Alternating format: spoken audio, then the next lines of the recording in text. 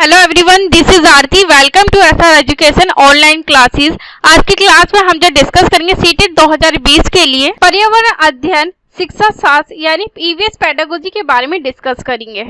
MCQ test series 6 को discuss करेंगे। बाकी 1 to 5 तक मैंने आपको टेस्ट सीरीज डिस्कस कर दी है। अगर आपको पीडीएफ चाहिए, पीडीएफ के लिए आपको टेलीग्राम चैनल पे ज्वाइन होना पड़ेगा, जहां आपको डेली पीडीएफ प्रोवाइड की जाती है। साथ ही चैनल को लाइक कीजिए, शेयर कीजिए, सब्सक्राइब कीजिए, बेल आइकन को जरूर प्रेस कीजिए ताकि हमारी आने वाली जो भी न्यू वीडियो है उसका नोटिफिकेशन आपको प्रोवाइड हो सके। तो चलिए स्टार्ट करते हैं। Question number first. Question number first में खाए डैश यानी खालिस्तान के अलावा निम्नलिखित पर्यावरण अध्ययन पढ़ाने की विधियां हैं। इसमें पूछा बस एक विधि नहीं है और बाकी सारी जो पर्यावरण अध्ययन पढ़ाने की विधियां है वो आपको बताना है। ऑप्शन ए में खाए सहयोगात्मक अधिगम, या ऑप्शन बी रहेगा निर्देशित खोज, या ऑप्शन सी में खाए व्याख्यानों द्वारा स्पष्ट करना, या ऑप्शन डी रहेगा समस्या समाधान। इसका राइट आंसर रहेगा ऑप्शन नंबर सी। क्यों रहेगा वो आपको बताती हूँ। क्योंकि इसमें जो हमसे पूछा था कि कौन सा एक जो पर्यावरण अध्ययन पढ़ाने की जो विधि है ना वो नहीं है, जो नहीं है वो है ऑप्शन सी व्याख्यानों द्वारा स्पष्ट करना, कि कोई भी चीजों को हम व्याख्या के द्वारा जो है वो स्पष्ट नहीं कर सके। ये गलत बोला गया पर्यावरण अध्ययन के अंदर, इसलिए क्वेश्चन के अकॉर्डिंग हमारा आंसर सी रहेगा। चलिए अगले क्वेश्चन को डिस्कस करते हैं।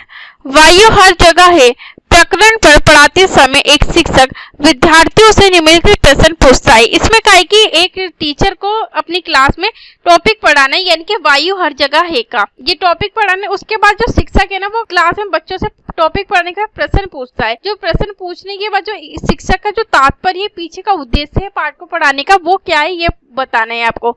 तो क्वेश्चंस पहले पढ़ रहे थे कि क्वेश्चन क्या क्या पूछे शिक्षक के द्वारा। जो क्वेश्चन पूछे गए थे वो पूछे गए ऑप्शन नंबर ए में क्या क्या मृदा में वायु है, कि इसमें क्या क्या मिट्टी के अंदर वायु होती है। ऑप्शन बी में क्या है कि पानी के अंदर वायु है। इन्होंने क्या है कि बच्चों से कि बच्चों क्या पानी के अंदर वायु होती है, या ऑप्शन सी रहेगा क्या हमारे शरीर में वायु है। इसमें क्या है कि क्या बच्चों से पूछा गया कि क्या बच्चों क्या हमारे शरीर में वायु होती है, या ऑप्शन डी में कहा है कि क्या हमारी हड्डियों में वायु है। यानी कि बच्चों से पूछा गया था शिक्षक के द्वारा क्या हमारी हड्डियों में भी वायु होती है। क्वेश्चंस में जो पूछने का जो तात्पर्य वो आपको बताना है। इसका शिक्षक शिक्षार्थियों में निम्नलिखित में से कौन सा कौशल विकसित करने का प्रयास कर रहा है इन क्वेश्चनों के माध्यम से वो बताना है। ऑप्शन फर्स्ट में कहा है वर्गीकरण कौशल, या ऑप्शन सेकंड रहेगा चिंतन कौशल, या ऑप्शन 3 रहेगा संवेगात्मक कौशल, या ऑप्शन 4 रहेगा अवलोकन कौशल। इसका राइट आंसर रहेगा ऑप्शन नंबर सेकंड चिंतन कौशल। क्यों रहेगा वो आपको बताती हूँ। क्योंकि चिंतन कौशल के द्वारा ही जो अध्यापक के द्वारा पढ़ाया गया प्रकरण है यानी कि वायु हर जगह है, और जो क्वेश्चन पूछे गए थे इन चारों, ये क्वेश्चन पूछने का जो तात्पर्य था वो था कि छात्र टॉपिक को पढ़े तो उनके पीछे का जो उद्देश्य है वो है चिंतन कौशल को बढ़ावा दिया जाए, कि बच्चे पढ़ने के साथ साथ चीजों को सोच सके, चिंतन मनन कर सके अपना, कि वायु हर जगह होती है नहीं होती, वायु कहाँ कहाँ है कहाँ नहीं होती। तो उसके पीछे बच्चे जो है वो खुद छानबीन कर सके और जो अपने थिंकिंग स्किल है उसे भी विकसित किया जा सके अध्यापक के द्वारा। इसलिए इसका आंसर जो रहेगा वो ऑप्शन सेकंड रहेगा चिंतन कौशल। थिंकिंग स्किल को विकसित करने का उद्देश्य है टीचर का इन प्रश्नों के माध्यम से। चलिए अगले क्वेश्चन को डिस्कस करते हैं। खाक श्रृंखला की संकल्पना को पढ़ाने में विद्यार्थियों की अधिगम भागीदारिता के लिए निम्नलिखित में से कौन सी शिक्षण व्यूह रचना सबसे प्रभावी होगी। इसमें कहा कि खाक श्रृंखला की संकल्पना को पढ़ाना है विद्यार्थियों को, तो अधिगम विकसित करने के लिए अधिगम के भागीदारी के लिए कौन से जो शिक्षण व्यूह रचना है ना सबसे अच्छा रहेगा, सबसे प्रभावी रहेगा शिक्षक के द्वारा। ऑप्शन ए में कहा विद्यार्थियों को इंटरनेट से संबंधित जानकारी एकत्रित करने के लिए कहना। इसमें कहा कि सिर्फ आप विद्यार्थियों को कह देंगे कि वो इंटरनेट से संबंधित जो खाक श्रृंखला है ना उसके बारे में जानकारी इकट्ठा करके लाएं, तो ये गलत बोला गया ऑप्शन नंबर ए में भी। ऑप्शन बी में कहा सामपट पर लिखी विभिन्न खाक श्रृंखलाओं के सभी उदाहरणों को देकर लिखने के लिए विद्यार्थियों से कहना। तो ऐसा भी नहीं होना चाहिए कि आप सिर्फ लिखते जाए और विद्यार्थियों को कहते हैं कि आप कॉपी करते हैं, तो ये गलत बोला गया है। और ऑप्शन सी में कहा है जीवों के फ्ले कार्ड्स बनाना और विद्यार्थियों के समूह को विभिन्न खाक श्रृंखला को सोचते हुए उन्हें व्यवस्थित करने के लिए कहना। ऑप्शन डी को भी देख लेते क्या पता इससे अच्छा आंसर हो हमारा। विभिन्न आवासों में चलने वाली संभावित खाक श्रृंखलाओं को सोचते हुए उन्हें व्यवस्थित करने के लिए कहना। तो ऑप्शन डी में भी गलत आंसर बोला गया है, तो इसका राइट आंसर रहेगा ऑप्शन नंबर सी। क्योंकि यही हमें सबसे सही लग रहा है, सबसे प्रभावी आंसर लग रहा है। क्योंकि खाक श्रृंखला की जो संकल्पना है उसे पढ़ा दिया विद्यार्थी को, उसके बाद क्या होगा कि शिक्षक के द्वारा जीवों के जो फ्लैग कार्ड बनाने के लिए आप विद्यार्थियों को देंगे और विद्यार्थी के जो समूह को विभिन्न खाक श्रृंखला को सोचते हुए उन्हें व्यवस्थित करने के लिए कहेंगे कि यानी कि पहले फ्लैग कार्ड आपने बनवाए जीवों के, उसके बाद विद्यार्थी के समूह में बांट दिया आपने। समूह में बांटने के बाद छात्रों से कहेंगे खुद सोचो कि जीवों के कौन से समूह है खाक श्रृंखला की, उन समूह में उन्हें विभाजित करो, वर्गीकरण करो और व्यवस्थित करो।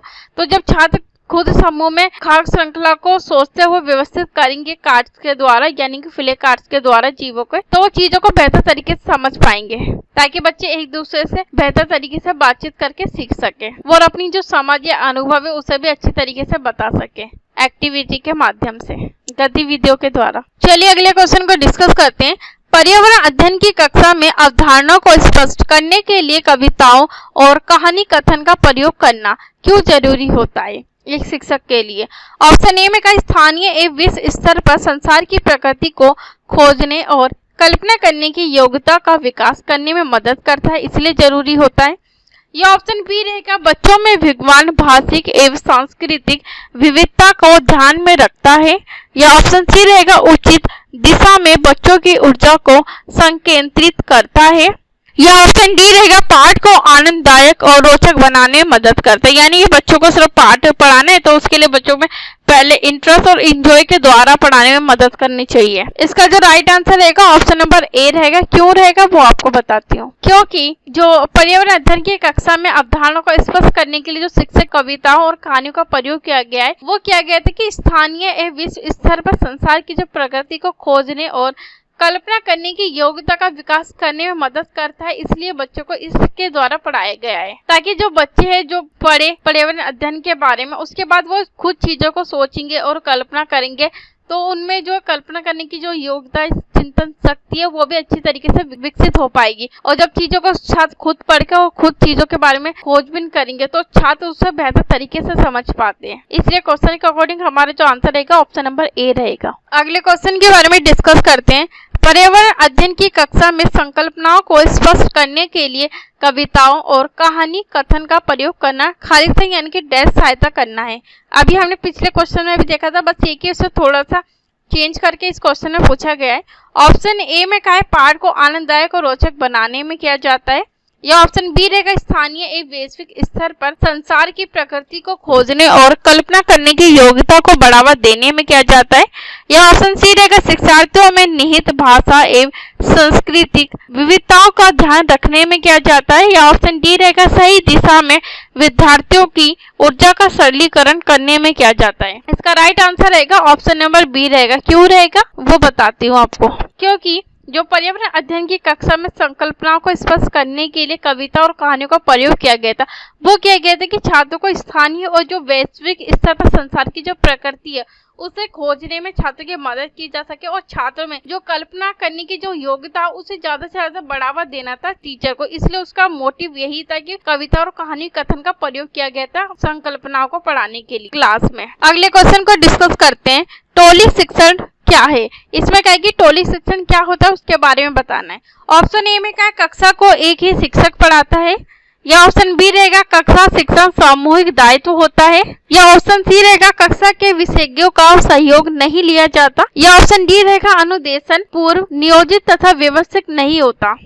इसका जो राइट आंसर रहेगा ऑप्शन नंबर बी रहेगा। क्योंकि टोली शिक्षण में होता है कि कक्षा शिक्षण सामूहिक दायित्व होता है, यानी कि टोली शिक्षण के अंदर सभी जो टीचर होते हैं ना, सभी अध्यापकों को अपना अपना दायित्व दिया जाता है कि इस विषय से संबंधित अगर बच्चों को समस्या होती है तो ये अध्यापक छात्रों की कमियों को दूर करेगा, इस विषय से संबंधित ये अध्यापक करेगा। हिंदी विषय का अलग रहेगा, इंग्लिश का रहेगा अलग, इतिहास का अलग रहेगा, यानी कि हिस्ट्री, ज्योग्राफी, पोल साइंस, इन सब का अलग अलग टीचर होते हैं जो टोली शिक्षण में एक साथ मिलकर काम करते हैं।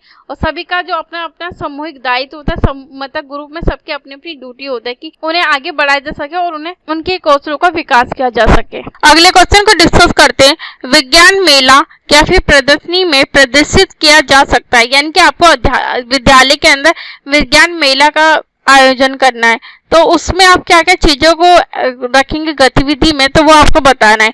ऑप्शन ए में क्या, विज्ञान संबंधित फिल्मों को रखेंगे प्रदर्शित करने के लिए यानी कि दिखाने के लिए छात्रों को, या ऑप्शन बी रहेगा चित्र मॉडल का प्रयोग करेंगे आप, या ऑप्शन सी में क्या, वैज्ञानिक सूचनाएं एवं संग्रहित वस्तुओं के नमूने को आप रखेंगे। फर्स्ट जो रहेगा केवल ए को आप महत्व देंगे, या ऑप्शन सेकंड में क्या है, केवल बी को आप महत्व देंगे यानी चित्र और मॉडल को महत्व देंगे। ऑप्शन थर्ड में क्या रहेगा, केवल सी को महत्व देंगे, वैज्ञानिक सूचनाएं एवं संग्रहित वस्तुओं के नमूने को। इसका राइट आंसर रहेगा ऑप्शन नंबर 4 रहेगा। जब आप विद्यालय में विज्ञान मेला का आयोजन करें तो उसमें छात्रों को दिखाने के लिए जो आप प्रयोग करेंगे वो करेंगे विज्ञान संबंधी फिल्मों का भी करेंगे, और ऑप्शन बी में का चित्र मॉडल का भी प्रयोग करेंगे, और ऑप्शन सी में कहा है वैज्ञानिक सूचना एवं संग्रहित वस्तुओं के नमूने का भी आप शामिल करेंगे इन तीनों ही कथनों को। तो इसलिए क्वेश्चन के अकॉर्डिंग हमारा आंसर रहेगा 4 ये सभी। चलिए अगले क्वेश्चन को डिस्कस करते हैं।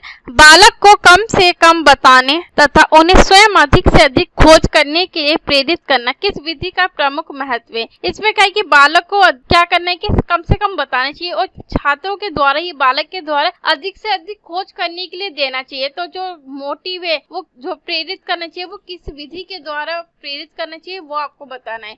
ऑप्शन ए में क्या, प्रयोगशाला विधि, या ऑप्शन बी रहेगा आकलन विधि के द्वारा करना चाहिए, या ऑप्शन सी में क्या खोज विधि के द्वारा करना चाहिए, या ऑप्शन डी अध्याय इन सभी के द्वारा करना चाहिए।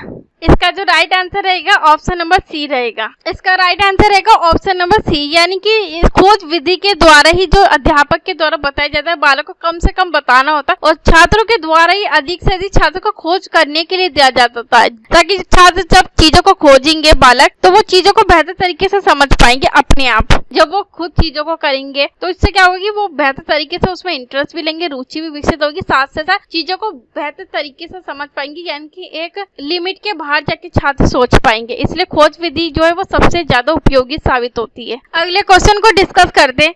निम्नलिखित में से कौन सा पर्यावरण अध्ययन की अनुदेशात्मक प्रक्रिया का हिस्सा नहीं होना चाहिए। इसमें क्या है कि पर्यावरण अध्ययन की जो अनुदेशात्मक प्रक्रिया का जो हिस्सा है ना वो कौन सा नहीं होगा, इन 4 ऑप्शनों में से वो आपको बताना है। ऑप्शन ए में क्या है, तथ्यों का श्रुत लेख करना, या ऑप्शन बी रहेगा प्रतिपुष्टि तंत्र होना चाहिए, या ऑप्शन सी में क्या है क्रियान्वयन होना चाहिए, या ऑप्शन डी रहेगा योजना। इसका राइट आंसर रहेगा ऑप्शन नंबर ए, क्योंकि इसमें पूछा था नहीं के अकॉर्डिंग हमारा आंसर रहेगा ऑप्शन नंबर ए, तथ्यों का श्रुत लेख। ये आप थोड़ी कहेंगे कि तथ्य आपने उसको आप सुनाएंगे या लिखने के लिए कहेंगे, ये तो गलत है। बाकी प्रतिपुष्टि तंत्र, क्रियान्वयन करना और योजना बनाना, ये तीनों ही पॉइंट्स जो है वो ठीक बोले गए, यानी कि ये सही है। अगले क्वेश्चन को डिस्कस करते हैं। संसाधन प्रकरण पर पाठ योजना बनाते समय आपका पहला सोपान क्या होगा। इसमें क्या है कि संसाधन का आपको टॉपिक पढ़ाना है और उसके बाद उसमें आपको पाठ योजना यानी कि लेसन प्लान बनाना है, और लेसन प्लान बनाते समय जो पहला आपका सोपान होगा, सोपान यानी कि स्टेप या चरण होगा, वो क्या होगा वो बताना है। ऑप्शन ए में का शिक्षण सामग्रियों का चयन करना, या ऑप्शन बी रहेगा उद्देश्यों का निर्धारण करना, या ऑप्शन सी रहेगा प्रकरण को कई बार पढ़ाना चाहिए, यानी कि आप जो टॉपिक है उसी को बार बार रिपीट करते जाए, पढ़ाते रहे, या ऑप्शन डी रहेगा प्रस्तावना से जुड़े सवाल तैयार करना, जो आपने पढ़ाए उससे जुड़े हुए आप सवाल बच्चों से पूछेंगे वो तैयार करेंगे। तो ऑप्शन सी और डी में भी गलत का है और ए में भी गलत का है। इसका राइट आंसर रहेगा ऑप्शन नंबर बी रहेगा, क्योंकि आपको यानी कि संसाधन प्रकरण पर आपको लेसन प्लान बनाना है। लेसन प्लान बनाने के लिए सबसे पहले जो स्टेप होगा, सोपान होगा, वो होगा उद्देश्यों का निर्धारण करना, यानी कि आप टॉपिक तो पढ़ा रहे हैं संसाधन, टॉपिक पढ़ाने का क्या उद्देश्य है टीचरों का, वो टीचर का यानी कि अध्यापक के द्वारा जो आपका क्या दायित्व होना चाहिए, क्या उद्देश्य होना चाहिए छात्रों को पढ़ाने का, वो आप पहले उद्देश्यों का निर्धारण करेंगे, उसके बाद ही आप क्लास में संसाधन से रिलेटेड टॉपिक को पढ़ाएंगे। इसलिए क्वेश्चन के अकॉर्डिंग हमारा आंसर रहेगा उद्देश्यों का निर्धारण करेंगे आप पहले। अगले क्वेश्चन को डिस्कस करते हैं। सूक्ष्म शिक्षण है, इसमें क्या है कि जो माइक्रो टीचिंग क्या होती है वो आपको बताना है माइक्रो टीचिंग के बारे में। ऑप्शन ए में क्या विद्यार्थियों के सूक्ष्म व्यवहारों का अवलोकन करते हुए पढ़ाना चाहिए, या ऑप्शन बी में काय शिक्षण अभ्यास आयोजित करना होता है। सूक्ष्म शिक्षण का जो तात्पर्य है वो ऑप्शन सी में काय विद्यालयों में विद्यार्थियों की नित्य चर्चा का सूक्ष्म प्रबंधन होना चाहिए, या ऑप्शन डी रहेगा छोटे समूह में विद्यार्थियों को पढ़ाना चाहिए। इसका राइट आंसर रहेगा ऑप्शन नंबर ए रहेगा, क्योंकि जो सूक्ष्म शिक्षण का तात्पर्य होता है माइक्रो टीचिंग का, वो होता है विद्यार्थियों के सूक्ष्म व्यवहारों का अच्छी तरीके से अवलोकन करते हुए उन्हें पढ़ाना, कि छात्र किस तरीके से समझ पा रहे, किस तरीके से नहीं समझ पा रहे, क्या उन्हें समझ में आ भी रहा है ये चैप्टर को पढ़ाते समय या नहीं भी आ रहा। तो उनका ये होता है कि पहले छात्रों को अवलोकन करते हुए फिर पढ़ाना चाहिए, कि विद्यार्थियों के सूक्ष्म व्यवहारों का अवलोकन करते हुए पढ़ाना। अगले क्वेश्चन को डिस्कस करते हैं। निम्नलिखित में से किस पाठ में पहले सामान्य नियम स्पष्ट किए जाते हैं और उसके बाद उदाहरण दिए जाते हैं। इसमें क्या है कि मतलब पहले आपको पाठ को पढ़ा है, उसके बाद जो पहले सबसे पहले क्या हो गया, बच्चों में सामान्य यानी कि सरल नियम स्पष्ट किए जाते हैं, वो किस पाठ के द्वारा होते हैं वो आपको बताना है। ऑप्शन ए में क्या संज्ञानात्मक पाठ के द्वारा, ऑप्शन बी में क्या है कौशल पाठ के द्वारा, ऑप्शन सी में क्या है निगमनात्मक पाठ के द्वारा, या ऑप्शन डी रहेगा आगमनात्मक पाठ के द्वारा। इसका राइट आंसर रहेगा ऑप्शन नंबर सी रहेगा, क्योंकि जो निगमन पाठ यानी कि निगमात्मक जो पाठ के द्वारा ही पहले क्या होता है कि सामान्य नियम स्पष्ट किए जाते हैं, उसके बाद विशिष्ट नियम दिए जाते हैं, कि पहले सरल तरीके से पढ़ाया जाता है उसके बाद विशिष्ट तरीके से पढ़ाया जाता है। मगर जो निगमन विधि का यूज किया जाता है, निगमात्मक पाठ का यूज किया जाता है, ये सिर्फ जो उच्च प्राइमरी स्तर होता है उसके लिए ही प्रयोग किया जाता है। इसमें कम समय में छात्रों को बेहतर तरीके से समझाया जा सके, यानी कि कम समय में अधिक से अधिक पढ़ाया जा सकता है छात्रों को क्लास में, इसलिए इस विधि का प्रयोग किया जाता है। अगले क्वेश्चन को डिस्कस करते हैं। जिस विधि में छात्र व अध्यापक विचारों का आदान और प्रदान करते हुए विधि क्या कहलाती है। इसमें क्या है कि छात्रों व अध्यापक जो आपस में क्लास में अपने जो विचारों का आदान और प्रदान कर सकते हैं, यानी एक दूसरे को बता सकते हैं, वो कौन सा मेथड रहेगा, कौन सी विधि है, उसके बारे में बताना है। ऑप्शन ए में क्या प्रश्नोत्तर विधि है, जिसके द्वारा विचारों का आदान प्रदान किया जाता है छात्र और अध्यापक में। यह ऑप्शन बी रहेगा विचार विमर्श विधि के द्वारा, यह ऑप्शन सी रहेगा निगमन विधि के द्वारा, या ऑप्शन डी रहेगा प्रयोजना विधि के द्वारा। इसका राइट आंसर रहेगा ऑप्शन नंबर सी रहेगा निगमन विधि। क्यों रहेगा क्योंकि निगमन विधि के द्वारा ही जो छात्र व अध्यापक है वो अपने विचारों का आदान और प्रदान अच्छी तरीके से कर पाते हैं। अगले क्वेश्चन को डिस्कस करते हैं। जिस शिक्षण विधि में विशेष तथ्यों तथा घटनाओं के निरीक्षण तथा विश्लेषण द्वारा सामान्य नियमों अथवा सिद्धांतों का निर्माण किया जाता है उसे क्या कहा जाता है। ऑप्शन ए में क्या है निगमन विधि कहा जाता है, ऑप्शन बी में क्या है आगमन विधि कहा जाता है, ऑप्शन सी में क्या है परियोजना विधि कहा जाता है, या ऑप्शन डी रहेगा इनमें से कोई नहीं, ना निगमन विधि है, ना आगमन विधि है, ना परियोजना विधि है। तो इसका जो राइट आंसर रहेगा ऑप्शन नंबर बी रहेगा आगमन विधि।